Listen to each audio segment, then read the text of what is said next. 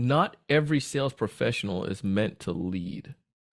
So you get what I'm saying? Like there's certain people just they have the capability, the patience to be able to do so rather than to, just take my top performer and put her into a position where now she is the leader of my team. You should just keep her in a top performing position. And the leadership qualities and capabilities though can still be developed. Welcome to the EQ Gangster podcast, where you will learn practical tools to grow your mental and emotional health and intelligence to be the best version of yourself, both at work and at home. It is real, raw, and transformational. The journey of emotional growth isn't easy, but it's worth it. I believe in you.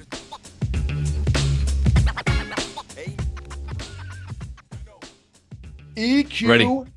Gangsters, what is going on? I am in the house with Big Donald Kelly. He is the super duper high speed, low drag, air cooled, belt fed, Teflon coated entrepreneur and podcaster and author. His podcast is called The Sales Evangelist. I'm going to briefly read some highlights of his bio, and then we'll jump into some questions and stuff. So Donald's mission is to evangelize the method of effective selling and motivate sellers of all levels to do big things. As a former top-performing tech sales professional who has successfully sold in both the public and private sectors, Donald was able to crack the code of helping teams thrive in the B2B sales space.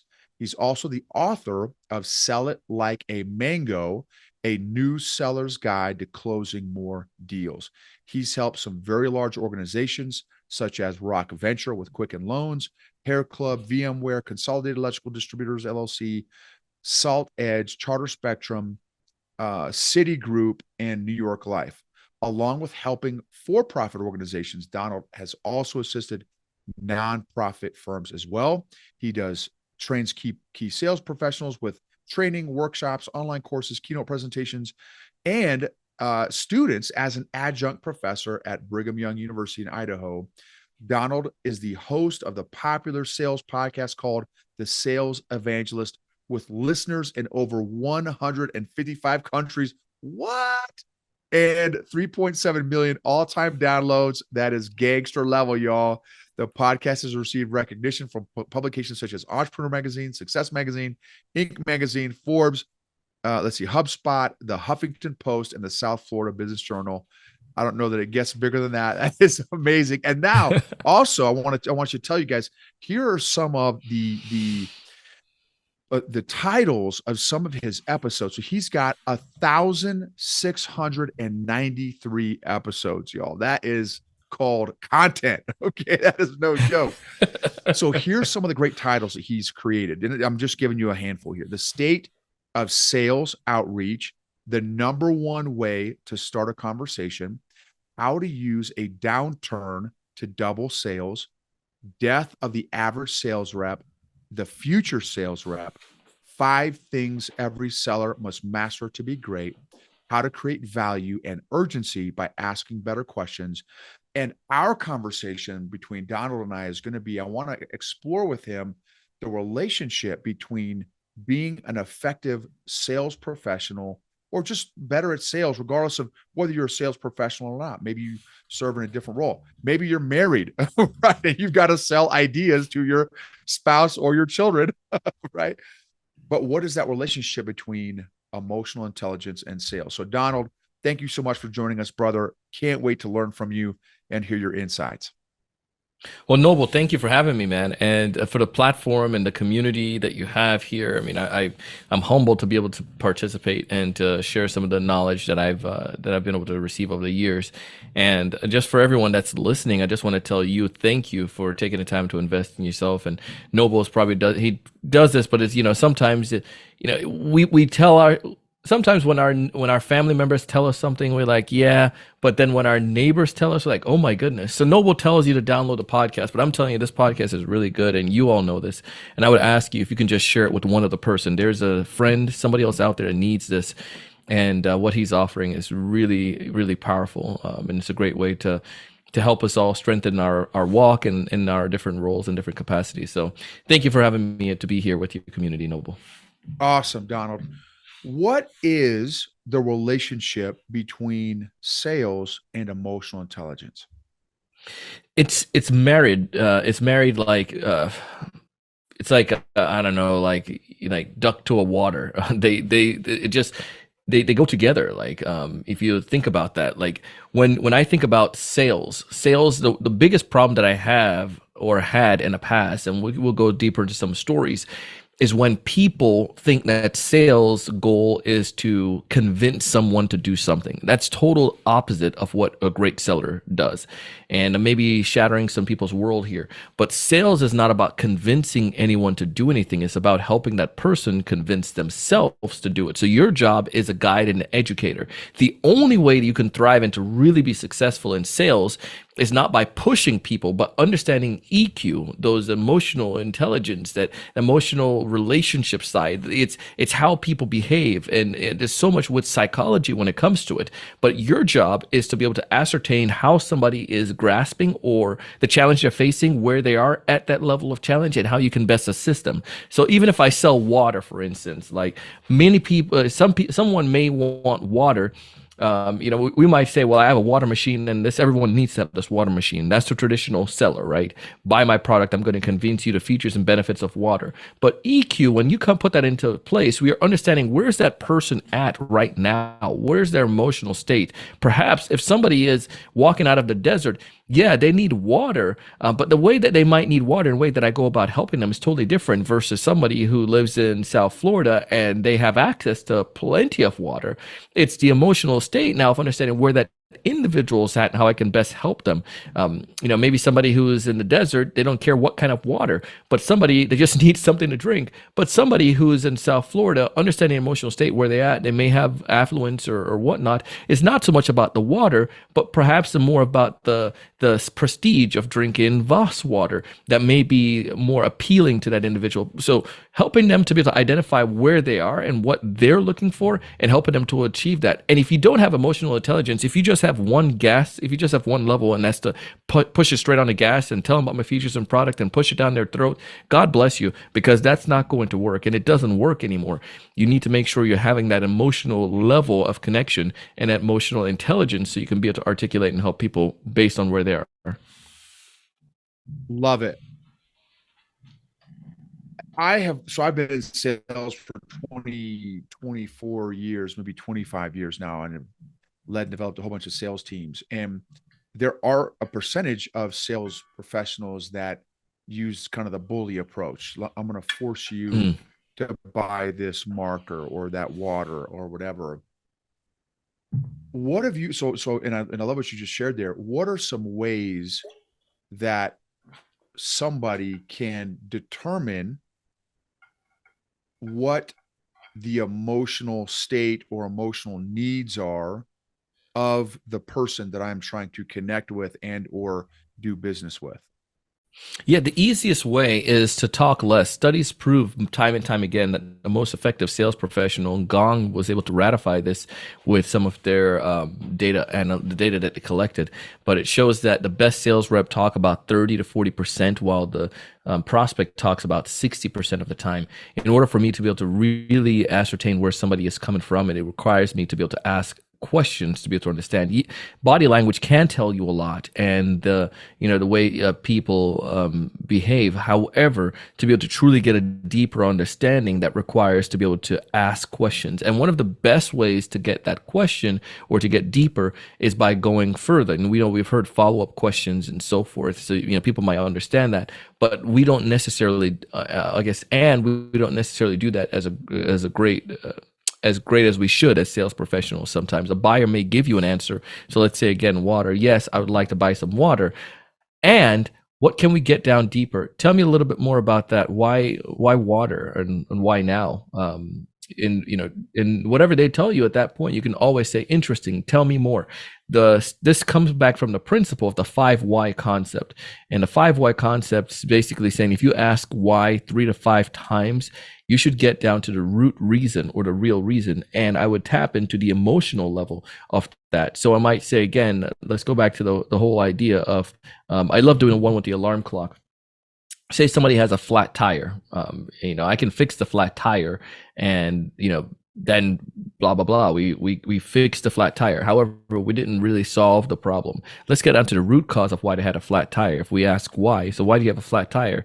I hit a pothole. Okay, that's some salespeople may be settled with that, but that's not the true root. Let's get down deeper. So why did you hit this pothole? Well, I was speeding.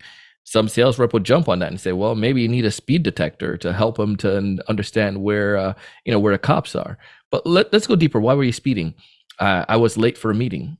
Oh, so you need an alarm clock. Maybe sell you this amazing alarm clock.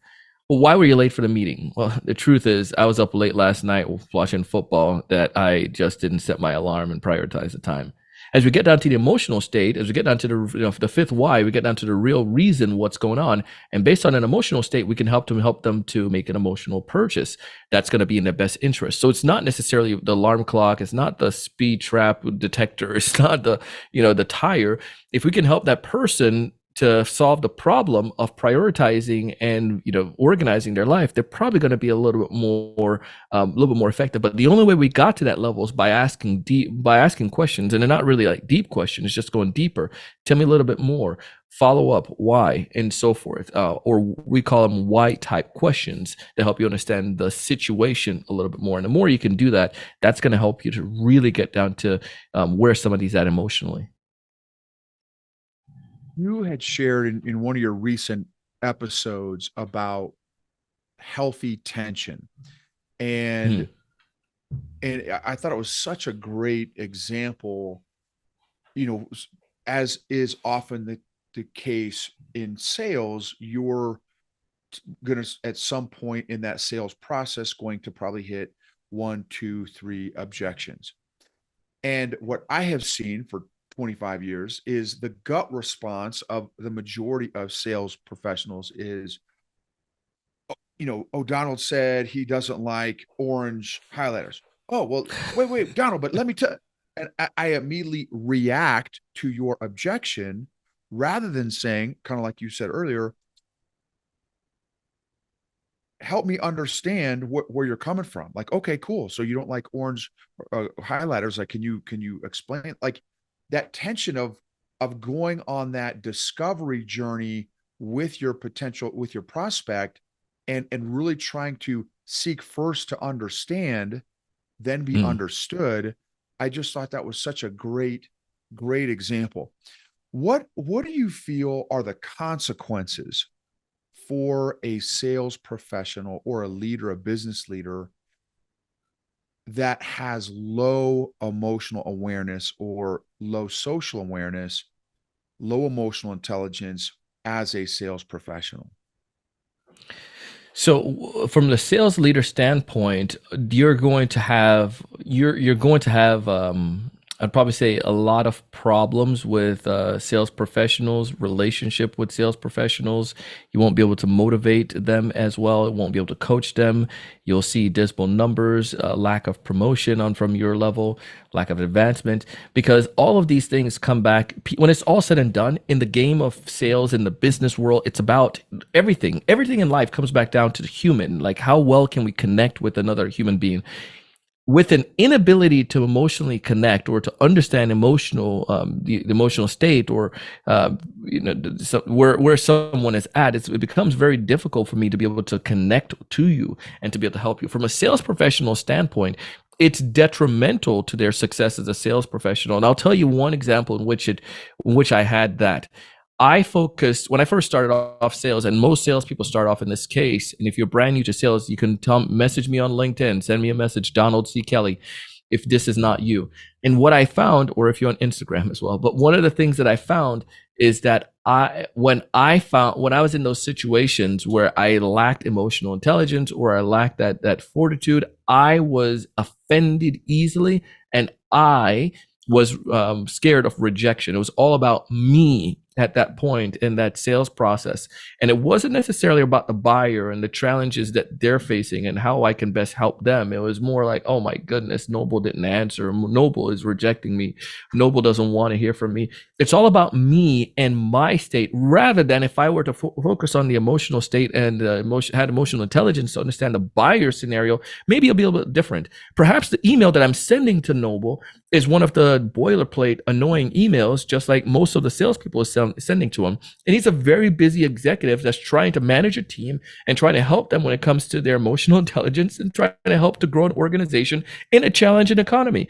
What are some of his priorities? And if I can identify those as priorities, and then I can make that connection to that, and I can understand from your level, go back to what you mentioned, the principle number 5 from Stephen Covey: seek first to understand and then to be understood. And when I can do that, and I can come to you in that state and offer a solution to a challenge that's right at hand for you, that increases the odds of you being willing to go back to what I said earlier, connect with me as a human level, and to be able to build from there, because I came to you at a place where you were, because I understood where you were. And you think about this too, sales professionals might say, well, I don't know where the person is. Of course you are. You can know where this is. It's a little bit more challenging, but you can figure it out.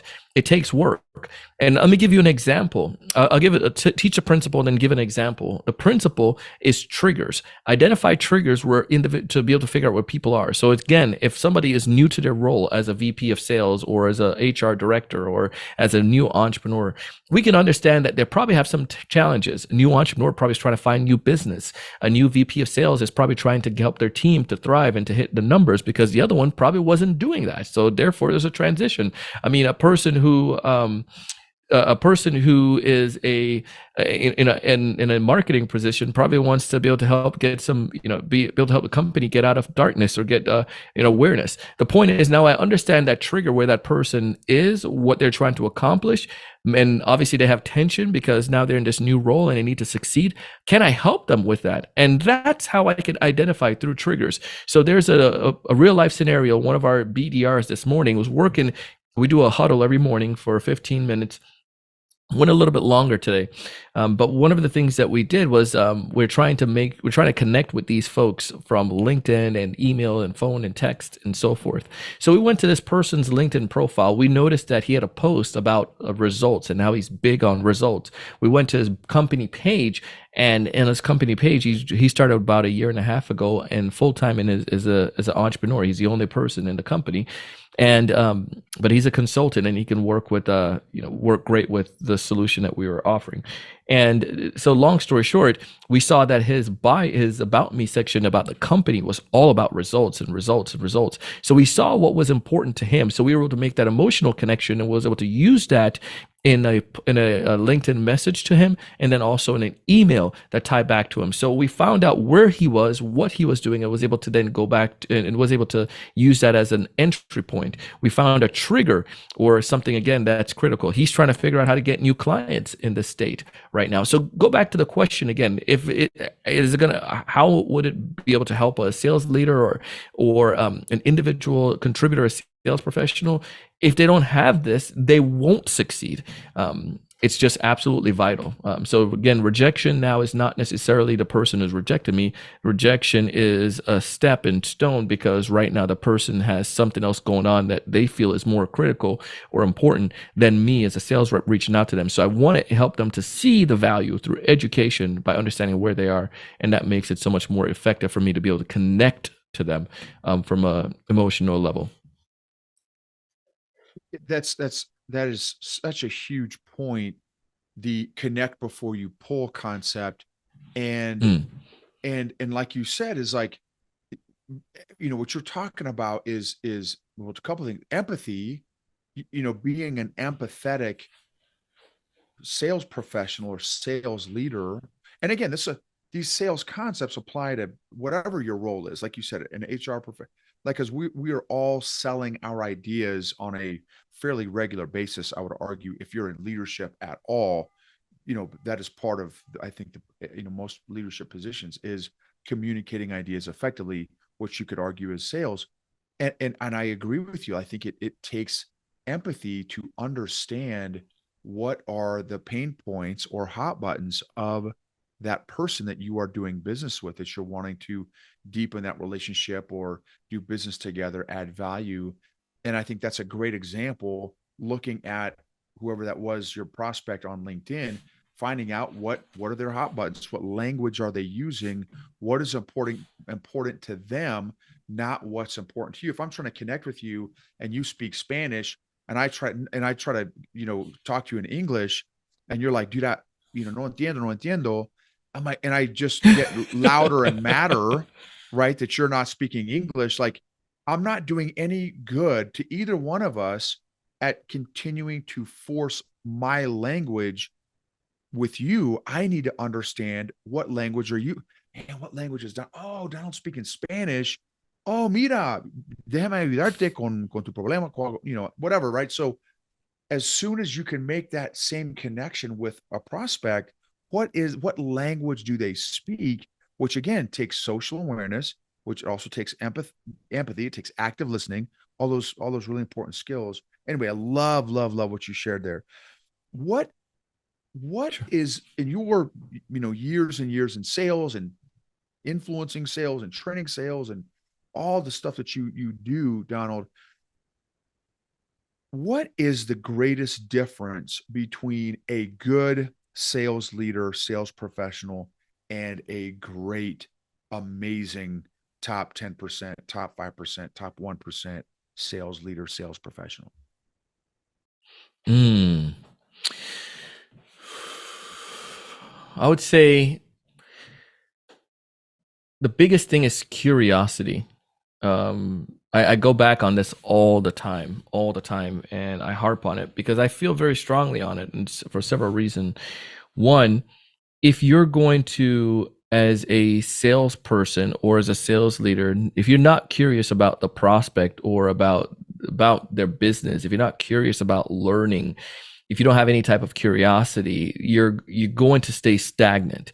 And let me give you an example. Like a great sales professional, because of their curiosity and their ability, their desire to learn and to advance and to grow, they're probably going to read books. They're going to listen to podcasts. They're going to invest in training or in coaching. They're going to invest in themselves, and because of this, they're gonna find that they learn a lot more. And because that curiosity pushes them, they'll find new strategies and new skills that's going to help them stand out against a competitor. For a sales leader, same idea. If they're curious, they're going to continue to understand and improve. And especially from the buyer standpoint too, if I'm curious about my buyer and about their industry and what's going on with them, it helps me to be able to become more likable. And obviously in the sales, your goal is not to be liked by the buyer. However, go back to human level, people will like you because they feel like you connect with them, and they're going to do business with you because they know you, they like you, and they trust you. And the trust is going to come from your ability to educate them. And I think the same thing from a sales leadership standpoint. If I feel like my leader is curious about me and what's going on in my life, and they want to learn about what's going on with Donald, it just makes it feel like, oh my goodness, this person, they're invested in me. Again, the curiosity caused that to happen. Donald, let me help me understand what's your goal a little bit more about deeper on that. I know you want to purchase a house, like why you want to do that. I mean, you already have a place. Well, this is why. The more you can get the more curious you get about and understand about somebody, the better you're going to be. So I think that's, again, curiosity helps you to perform better in your work. Curiosity help you to connect better with people. Curiosity help you to be able to be more aware of the world around you. So I would say that's probably the number one thing that I would share. I thought about that, and I think about it often, and it's one of the top qualities I always recommend. How does one develop their curiosity? I think it's just through the idea of learning. Well, you got to have a purpose, right? In Simon Sinek talks about everyone having a why, or having what drives you, the why behind it. I think for me, as for anyone as a sales rep or as a sales leader, to develop curiosity just really comes back down to seeking knowledge or seeking wisdom. And what I mean by this, again, once you get started with that process down that path, it's amazing how things happen. Let me give you an example. When somebody listens to a podcast like this, they get pumped and excited and they want to listen to more because it's educating, educational. It gets them fired up. It gets them excited. That's really, really awesome, right? So that, and because Donald Miller calls it the story loop. It's not something that he created, but we open a story loop by telling them about something, and then we how to become more emotional intelligent leader. And then they go out, it starts a problem because they might see, well, am I emotionally intelligent enough as a sales leader? And then they listen to the episode and they hear how they could fix it, and then they go and try it, and then it opens up another story loop. Now, how do I work with this individual? So they go and find more content, and that's the cool thing about curiosity. Once you started and you open that story loop, you're going to want to close it, and you're going to want to start the next thing, and that just keeps on going to the point where the individual find themselves continually learning. So hopefully that makes sense. Yeah, no, that's Essentially, great. it's studying or consuming content. Yep, love it, love it. Here are two practical examples of that I use with some of my clients that are sales Sure. professionals in conversation. I'm challenging a couple there because there are a lot of sales professionals that I have found that are very type A personalities, and and their focus or emphasis is on the transaction and the deal more so than who they're doing the deal with and what problem they're solving for. And so I've challenged a couple recently, when you are talking with your colleague on the other, with your vendor, the prospect, find out one unique thing about that person and one strength that person has, and then Mm, immediately affirm that strength in that conversation. So, man, Donald, like it seems like your so it seems like your capacity and your bandwidth to produce and impact other people seems tremendous. Like, in the people that I have met in my life, you seem like you have a very high capacity and a very high impact. That's amazing. How did you develop that skill as a leader, as an mm. influencer, right? And so now when you Yeah. and then I ask them, I'm like, so now what impact do you think that will have on that person when in the first 2 minutes or 5 minutes of the conversation they're getting affirmed, right? They're really feeling, I call it shoved, seen, heard, understood, and valued. And if you can make that person feel shoved, seen, heard, understood, and valued, man, that's going to deepen that connection and allow you to move further and potentially solve one of their problems that they may need help solving. Okay, Oh my goodness. so So good. so how do you grow and develop sales leader developers, not just sales professionals? And let me just build some context around that question. Sure. There's one thing, but there's one, because and I've got clients like this, so this is why I'm asking this question. Some companies are great at developing sales professionals. They can create amazing sales reps that just go out there and crush it. But then what happens many times is, oh, look, I sold the most, so now that I get promoted and hired as the sales manager, which it may not be a good idea. I may not have those skills to manage people, but I can sell snow to an Eskimo. So for you, what have you observed in the difference between growing sales leaders who can sell and develop leaders versus just growing somebody that can sell? I think this is a very complex one, and I'll probably go back to say this: not every sales professional is meant to lead. And let's back up. Maybe to lead, but not they can lead the clients, and in that sense, but not necessarily be a team. Not they're not designed. Not I have to be careful my words. They're probably just not the greatest leaders. And the problem that I find oftentimes is companies try to do that. And I'll tell you, for instance, Michael Jordan. I think Michael Jordan is a fantastic player.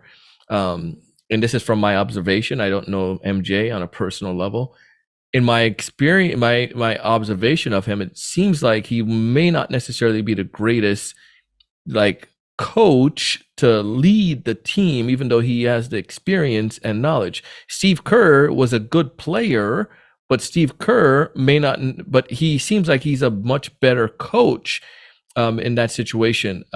Phil Jackson, fantastic coach. He played well, but he wasn't like a Michael Jordan player per se. So you get what I'm saying? Like there's certain people just they have the capability, the patience to be able to do so, rather than to just take my top performer and put her into a position where now she is the leader of my team. You should just keep her in a top performing position, and the leadership qualities and capabilities though can still be developed. Like for instance, being a servant leader in that vein, like I think if an organization really wants to develop leaders, maybe they don't have to physically lead a team, but to be leaders on and off the court, those in quote to give the analogy, those in the organization must first understand and start to teach it. It starts from the top.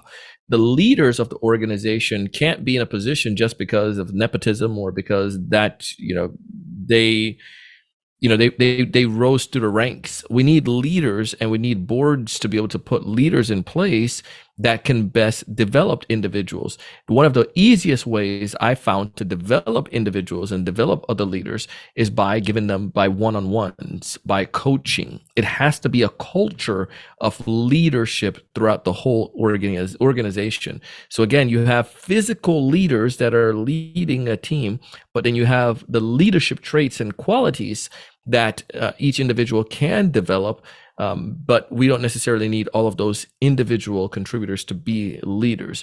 And that's where salespeople fall short. We sometimes look at the same type of people, and if you have a diverse organization, you start to look more at a diverse look of individual. I'm not talking about diversity of race or diversity of sex or gender, diversity of ideas, of background.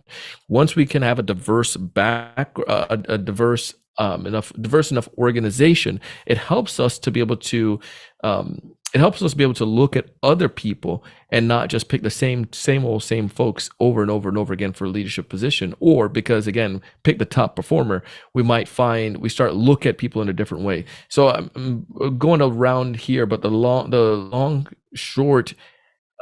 answer and the short answer, it comes back down to individual leadership, looking at and developing or having a culture of leadership and I'd say some of those qualities of a top leader: empathy. So being empathetic, being patient, being you're hardworking, you set the example, you're willing to go that extra mile, the curiosity, like those things that help, that a great leader has, can be embodied again culturally in an organization, but that starts from the top, from the CEO, the C-suite, um, you know vice presidents and so forth, and that helps to permeate down to everyone else. And then that's the best way I've seen if you really want to develop leaders in an organization. That's awesome. And I would throw in the pot in there is also becoming a master at affirming Mm. each individual sales professional's strengths and superpowers. Because Yes, what I have yes. seen is that turns into, when you do that consistently, as I have gotten better at that over the years, and I definitely have not mastered that, but as I'm continuing to work on that, what happens over the course of time as you affirm that sales professional's strengths and superpowers, over time, they start to believe it, and they start to see it. So their EQ goes up because their self-awareness starts to increase, and Hmm. now they feel equipped and empowered to operate and add value to people around them from their place of strength, not from Donald's place of strength. Because I don't have Donald's strengths, and I may feel inferior or incompetent compared to how Donald sells or approaches the prospect. Well, it's because you've got different strengths and superpowers than I do. So for you, this is how, you know what I mean? Anyway, so I love that. That's great. That's great, Donald. How do you develop unity among sales teams?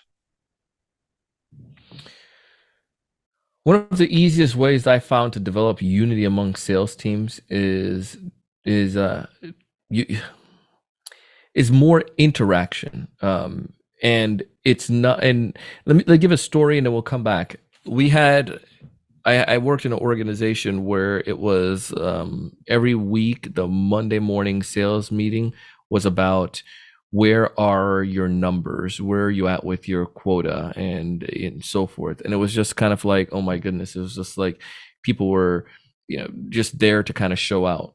When we started focusing on, and so when I left that organization, and I started working with my own firm, TSE. One of the things that I switched and saw this with high performing teams was we looked at a team focus. So it was more like instead of like, where are your numbers at today, Noble? How many deals did you close? It was more like, where are we at as a team with our numbers? Like, what's our performance? And might say, we wanted to get 10 deals closed as a team this week. That was our goal. Then now all of a sudden we start working towards that number. Individually, they have accountability. And in my individual one-on-one, you best believe that person, we're going to go through their numbers a little bit more. But shaming people or trying to, put people above the other makes it very tough to be able to truly foster unity. By us having that type of culture where it's a team focus first, and then we focus on individual. I hope that came out right. But our numbers and our focus is more on what are we accomplishing as a team. But I'm not focusing on my individual. I am, but I'm just doing that in my one-on-ones with that personal connection that we were talking about a little bit early on. By me doing that, I help to foster more unity. And then now people rally behind each other and help each other to hit that goal. So for instance, on one of our team, we do outsourced business development for some of our clients. And one of our clients right now, they're in a Pilates world. And my team, we do the setting appointments. We started off and we're setting like 20 appointments with some of their inbounds, coming in per week. Then as a team, we said, can we get that to 30? So now it's 30. But then this week as a team, they said, let's get it higher. So now it went to 40. And now even this morning, they wanted to push it to 50. Now I could drive the whip and say, individually, you need to do 25 and you need to get 25.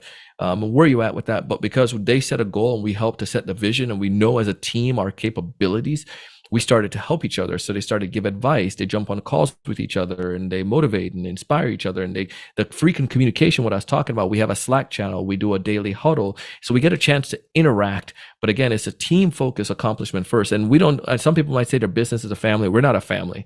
And I'll tell you straight up from that. I started off saying that before, like, we're a family. But then I realized we're not a family. We're a team. And reason why it's hard to fire your dad or a cousin. It's hard to fire a family member, physically hard to fire them. But then, just like the idea, you don't get rid of family. But in a team, the person that's the most effective is able to perform in that role. And if you look at it like on a basketball team, say if you had players on a team and that player is just sitting there and they're getting their salary and getting their money, their contract, and they're like, listen, I'm not going to do anything. I know they can't get rid of me. I'm here. That's lame. But if you have a player who says, you know what, coach, and I see this on I'm going to brag about my Miami Heat.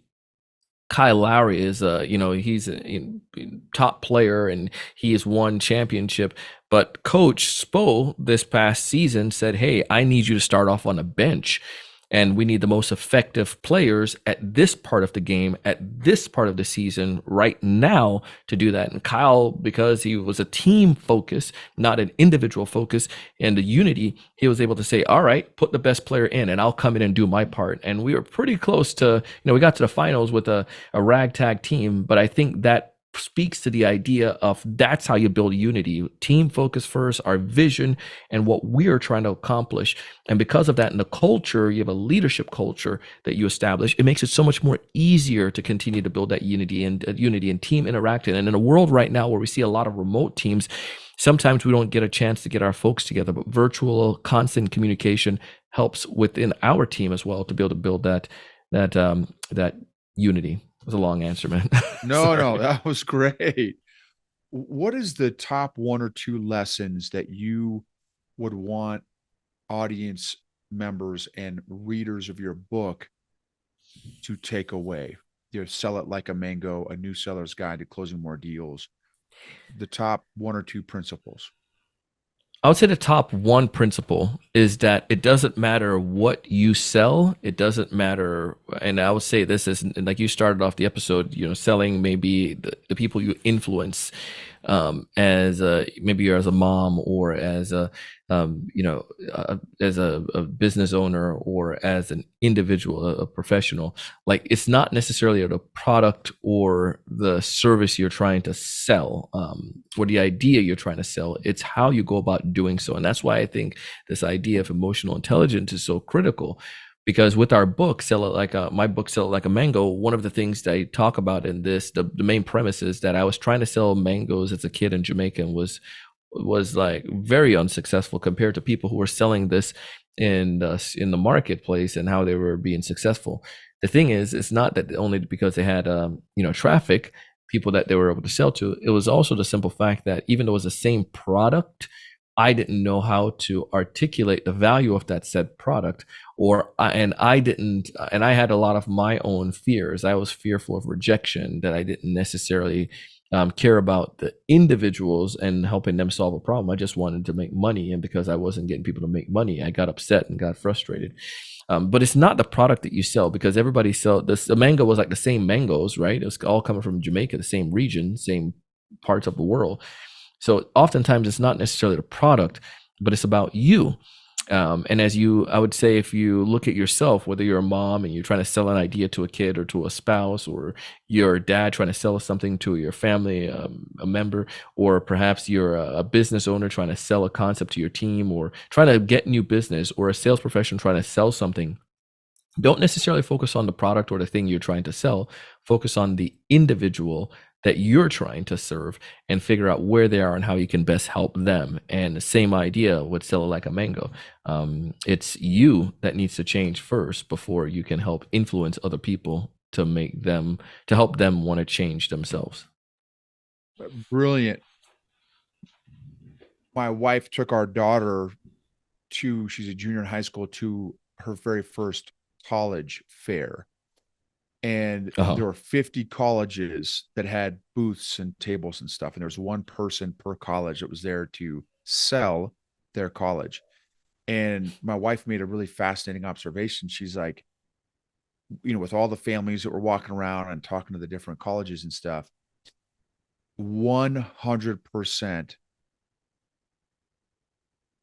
that college's chance of attracting people was based on who they had representing that college. Mm. Mm-hmm. And there was, let me give you an example. So there was a college, there's this one particular college that is pretty famous. I'm not going to mention the name. And a lot of people go there, and it's super bougie and all this stuff. But that rep that they had standing at the table representing that college was a complete rear end, like was not, just did not understand, people and sales and connections. And our daughter's like, I not only do I like, I don't want to know anything else about, I don't want to go to a college visit there. I don't want, like, I don't care how fancy it is. I don't care how much money they get. Like, I want nothing to do with that college, all because of that one personal interaction. And again, Wow. sales, right? The impact of sales is huge. And I just wish more people understood it, because anyway, there's so many people miss out on so many great opportunities in their own lives because some of us have not invested time working on these kind of things. Okay, last question. Mm. How do we find you? How do we follow you? And before you answer that, for all the listeners and watchers on YouTube, I will put all the links and stuff that he's about to share on the show notes and stuff, so you'll be able to access them there as well. But how do we find you? How do we follow you? The two easiest places, two places you can go is, one, to our website, thesalesevangelist.com, and take advantage of some of our free offerings there. And two, LinkedIn. Any social platform you go on, you can search Donald C. Kelly and you'll find me. So, we have great marketings, and they make sure we were branded on that. But on the on LinkedIn, where I spend a lot of time, you can send me a message, Donald T. Kelly. You can send me a message on Instagram and connect there. Donald C. Kelly.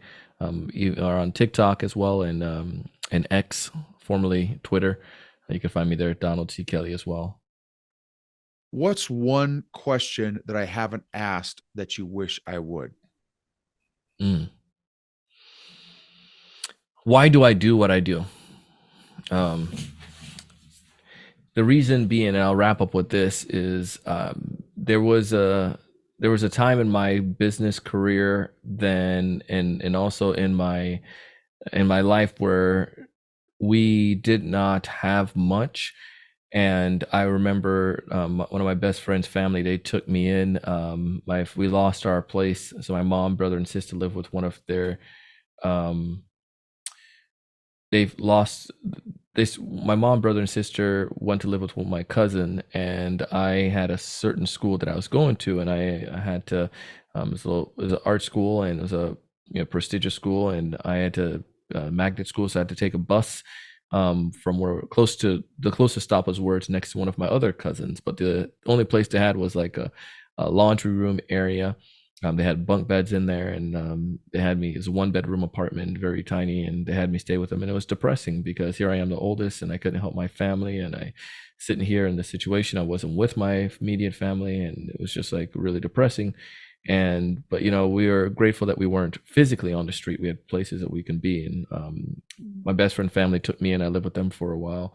His dad was an entrepreneur, and saw what he did and how he was successful, a great husband and father, and it helped me. And so when I came to my to age, and fortunately a year later we were back together as a family. But the period though, this time though, that it helped me to realize I never want my family to be in a state like that. So it was more of like, I want to make sure to do all I can to financially prepare for my family and to take care of my family and to be able to assist when they have need.